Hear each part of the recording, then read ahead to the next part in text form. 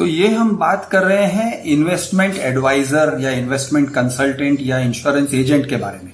दोस्तों, कोई आदमी अपने आप को एडवाइजर कहता है, इसका मतलब वो नहीं है कि वो एडवाइजर है।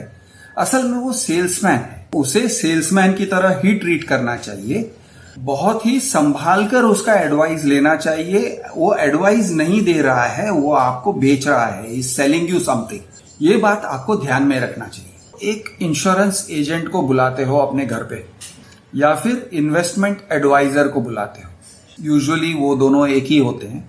तो आप इस तरह से बिहेव करते हो, इस तरह से सोचते हो जैसे कि वो आपका शुभ चिंतक है और वो आपको अपने पैसों को वाइजली इन्वेस्ट करने में, यानी सही तरह से इन्वेस्ट करने में आपकी सहायता करेगा और वो आपका बुढ़ापे का सहारा बनना चाहता है। और इस तरह से हम अपना सब कुछ फाइनेंशियली अपनी चड्डी खोल के बैठ जाते हैं।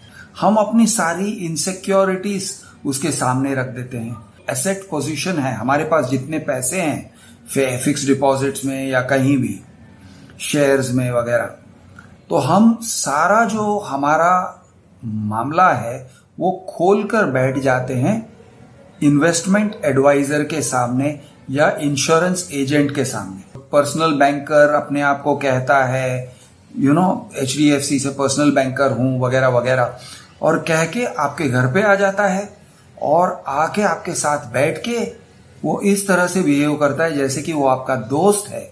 आपकी सारी प्राइवेसी वाली इंफॉर्मेशन है, आपके फाइनेंशियल्स आपसे मांग के ले लेता है और आप सामने चल के उसको दे देते हो। आपके IT रिटर्न्स तो उसको दिखाओगी, आपका बैलेंस शीट खोल के रख दोगे और आप इस तरह से उसके लिए ओपन और गलिबल हो जाओगे जैसे कि वो आपका सगा है। तो आपको मैं याद दिलाना चाहता हूं कि दोस्त, वो कमीशन के लिए काम कर रहा है और जहां पर उसको सबसे ज्यादा कमीशन मिलेगा वहीं पे वो आपसे इन्वेस्ट करवाएगा। वो ये नहीं देखेगा कि आपका लॉन्ग टर्म फायदा क्या है, वो ये देखेगा कि उसका लॉन्ग टर्म फायदा या उसका शॉर्ट टर्म फायदा, लॉन्ग टर्म भी नहीं देखेगा वो, उसका शॉर्ट टर्म फायदा कहां पर है, उसको कहां पर आज अभी सबसे ज्यादा प्रॉफिट हो रहा है, वो आपको उसी चीज पकड़ाने वाला है। याद रखिए।